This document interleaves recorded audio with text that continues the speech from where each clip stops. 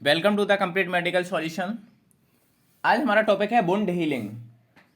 देखो, वुंड मतलब क्या होता है? एक तरीके से घाव होता है, घाव। ठीक है। जैसे कहीं भी कोई इंजरी वगैरह हो जाती है, घाव कैसे होता है कि जब कोई सेल्स वगैरह डैमेज होती है, टिश्यू डैमेज होता है, तो क्या होता है? घाव हो जाता है। ठीक है। तो उसे क्या बोलते हैं? वुंड।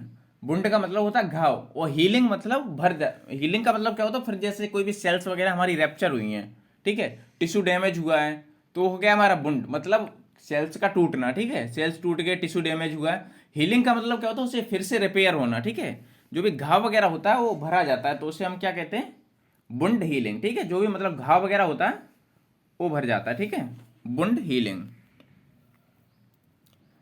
अब वुंड हीलिंग में ये हमारा देखो क्या था? हीमोस्टेसिस है। हीमोस्टेसिस में हमारा क्या है? ब्लड क्लॉट हो गया। ठीक है। इन्फ्लामेटरी में क्या होता है? फाइब्रोब्लास्ट है, मैक्रोफेज है, ब्लड वेसल्स है। ठीक है। इसके प्रोलिफरेटिव में हमारा क्या रहता है? फाइब्रोब्लास्टिक प्रोफ्लेटिंग सबक्यूटेनियस फैट है। रिमॉडलिंग में हमारा क्या है? फ्रेशली हेलेड एपिडेमिस, और क्या है? फ्रेशली हीलेड डर्म्स। हमारी वुंड हीलिंग हो गया। ठीक है। Wound healing. ठीक है। मतलब वुंड हीलिंग का जैसे कहीं भी कोई डेफिनेशन आता है तो आप एक तरीके से ये बताओगे, कहीं भी कोई सेल्स वगैरह डैमेज होती हैं या टिश्यू डैमेज होता है तो उसका फिर से रिपेयर होना। ठीक है। मतलब जो घाव वगैरह होता है वो भर जाता है। ठीक है। तो वुंड हीलिंग उसी को बोलते हैं। अब wound healing occurs in 3 phase.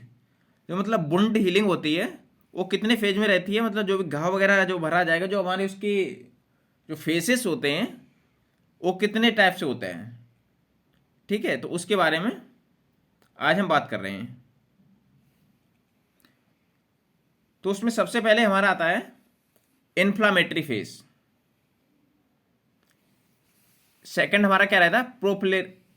Proliferative phase. और थर्ड हमारा रहता है रिमॉडलिंग फेज। ये हमारे क्या हो गए?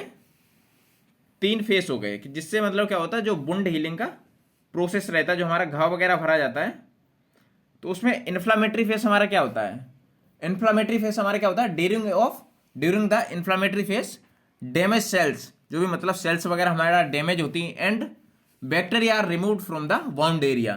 तो जैसे कोई भी मतलब सेल्स वगैरह रैप्चर हुई तो किससे वगैरह हुई, कि मतलब कोई बैक्टीरिया कॉज करेगा या कोई भी, तो क्या करता है? उसे रिमूव करता है टू वुंड एरिया। मतलब जो भी घाव वगैरह हो जाता है उस एरिया से क्या करता है? बैक्टीरियल वगैरह को रिमूव करता है। ठीक है। प्रोलिफरेटिव फेस हमारा क्या होता है? प्रोलिफरेटिव फेस होता है cells are multiplying and spreading. ठीक है। ये हमारा होता है प्रोलिफरेटिव फेस। और थर्ड हमारा क्या रहता है? Remodelling phase. ये हमारे 3 फेस होते हैं वुंड हीलिंग के। First one is inflammatory phase. Inflammatory phase में हमारा क्या रहता है? Immediate immediate to 2 to 5 days। और क्या रहता है हमारा? हेमोस्टेसिस। हेमोस्टेसिस में हमारा रहता है वेस्कोकंस्ट्रिक्शन। ठीक है। इसमें क्या होता है? Damage blood vessels constrict. Platelet aggregation, इसमें क्या रहता है? Primary haemostasis. कोगुलेशन, कोगुलेशन में हमारे क्या रहता है? फाइब्रिन या सेकेंडरी हेमोस्टेसिस। ठीक है। इसमें क्या होता है? Clot platelets plus fibrin. Inflammation, देखो इन्फ्लामेशन जैसे कहीं भी आता है तो क्या होता है कि इन्फ्लामेशन जैसे डेफिनेशन आता है तो क्या होता है? Death of tissue. ठीक है। टिश्यू वगैरह की डेथ होती है तो उसे इन्फ्लामेशन बोलते हैं। तो इन्फ्लामेशन हमारे क्या रहता है? वेसोडिलेशन है और फैगोसाइटोसिस है। ये हमारा इन्फ्लामेशन हो गया। ठीक है। इन्फ्लामेटरी फेसेस में हमारे 3 आए, देखो, इमीडिएट आया, हेमोस्टेसिस और इन्फ्लामेशन। ये 3 फेस आ गए इन्फ्लामेटरी में। अब नेक्स्ट वन हम बात करते हैं प्रोलिफरेटिव फेस की। प्रोलिफरेटिव फेस हमारा क्या रहता है? 2 days to 3 week। ठीक है। 2 दिन से 3 हफ्ते तक। इसमें हमारा सेकंड है ग्रेनुलेशन है। ग्रेनुलेशन में हमारा क्या रहता है? Fibroblast lay a bit collagen to fill the defect. Next हमारा क्या रहता है? एंजियोजेनेसिस और कॉन्ट्रैक्शन रहता है। ठीक है। कॉन्ट्रैक्शन इसमें क्या रहता है? Wound edges pull together to reduce the defect. Epithelial digestion रहता है। इसमें हमारा रहता है epithelial cells migrate across the new tissue to from a barrier between the wound and the एब्लोमेंट। ठीक है, ये हमारा प्रोलिफरेटिव फेज में आ गया। नेक्स्ट वन हमारा क्या है, रिमॉडलिंग फेज। रिमॉडलिंग फेज में हमारा क्या रहता है 3 weeks to 2 year.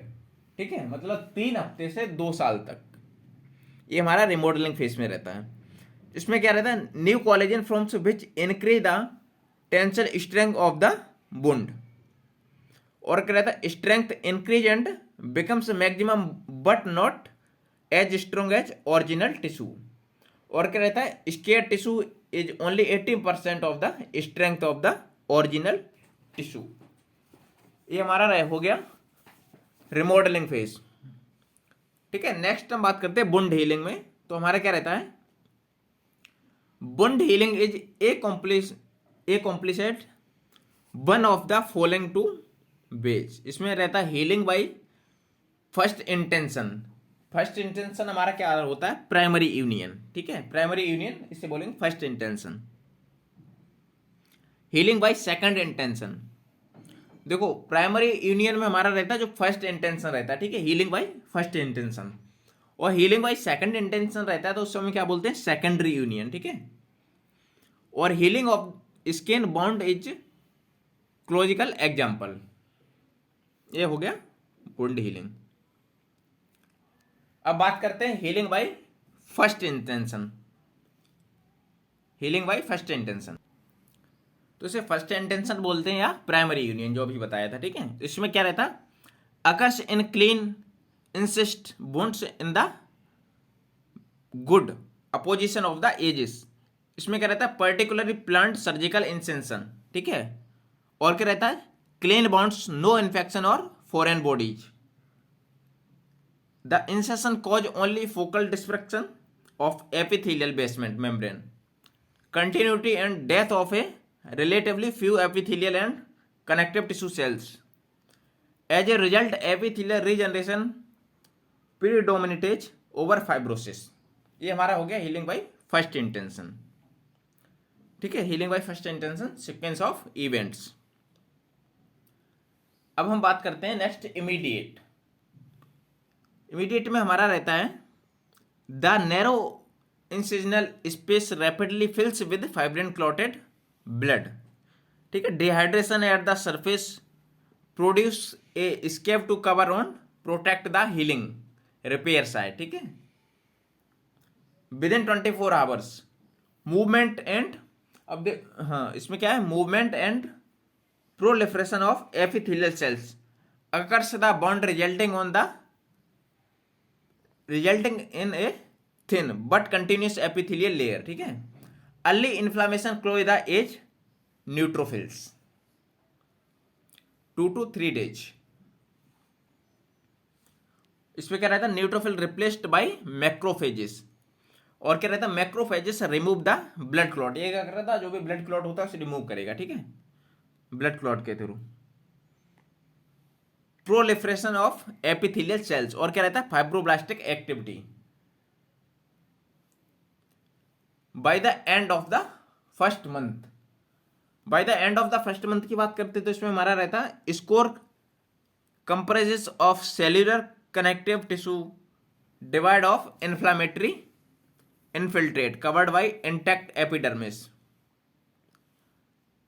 Dermal appendages destroyed in the line of incision are permanently lost. Tensile strength the wound increase and resource maximum. ठीक है, ये क्या होगा, bye the end of the first month, मतलब फर्स्ट मंथ के अंत तक। Healing by the second intention, देखो फर्स्ट इंटेंशन में हमारा क्या था, मतलब अंडर वीकली था। ठीक है, और सेकेंडरी में हमारा क्या है, मतलब डे टू 2 वीक, मतलब वीक्स में जाएगा। ठीक है, the occurs is open wounds particularly when 3 has been significant loss of tissue, necrosis of large wound with irregular margins, regeneration of parenchymal cells cannot completely reconstruct the original architecture. ठीक है, और क्या रहता है, abundant granulation tissue grows in from the marrow to complete the repair. इसमें हमारा रहता है ग्रेन्युलेशन टिश्यू कंसिस्ट, उसमें क्या रहता है ईसीएम फाइब्रोब्लास्ट रहता है, macrophages, neutrophils, new blood vessels, ठीक है, ये सब रहेगा इसमें। अब हम बात करते हैं हीलिंग बाय सेकंड इंटेंशन। देखो प्राइमरी इंटेंशन बोलते हैं जो हमारा फर्स्ट इंटेंशन होता है, ठीक है, उसे प्राइमरी यूनियन बोलते हैं। और हीलिंग बाय सेकंड इंटेंशन रहेगा उसे क्या बोलते हैं, सेकेंडरी यूनियन, ठीक है, सेकेंडरी यूनियन। इसमें हमारा क्या रहता है, ये देखो अर्ली है तो इसमें क्या है, cavity fill the blood and fibrin clot, और क्या acute inflammation commences at junction of living tissue, ठीक है, ये हमारा हो गया सेकेंडरी इंटेंशन का। और भी रिलेटेड अगर कोई आपको वुंड हीलिंग से कहीं भी कोई कंफ्यूजन है कि वुंड हीलिंग क्या होती है, हीलिंग क्या होती है, वुंड का मतलब एक तरीके से आपको याद रखिए घाव, जहाँ पे कोई भी हमारा सेल्स टिश्यू वगैरह डैमेज होते हैं तो उसे हम क्या बोलते हैं, वुंड, मतलब घाव वगैरह हो रहा है, इन्फ्लामेशन हो रहा है। और हीलिंग क्या होती है कि मतलब जो भी सेल्स या टिश्यू डैमेज हुए हैं उसे रिपेयर करना, ठीक है, तो वो हमारा रहेगा वुंड हीलिंग। एक तरीके से क्या होता है, घाव भरना, कहीं भी कोई इन्फ्लामेशन हुआ है, कोई टिश्यू डैमेज हुआ है, कहीं पे कोई ब्लड क्लॉट वगैरह, मतलब जैसे कहीं भी कोई ब्लड सेल्स टिश्यू वगैरह डैमेज होता है तो उसे रिपेयर करना, वो हमारा घाव वगैरह होता है उसे रिपेयर करना, सेल्स को फिर से रिपेयर करो, ठीक है, तो वो हमारा क्या होता है, हीलिंग। तो वुंड हीलिंग एक तरीके से घाव भरना, ठीक है। और भी कहीं कोई कंफ्यूजन रहता है आपको इस टॉपिक से तो आप कमेंट सेक्शन में पूछ सकते हैं। Thank you, any question please ask on comment section. Thanks for watching this video, please like share and subscribe. Thank you.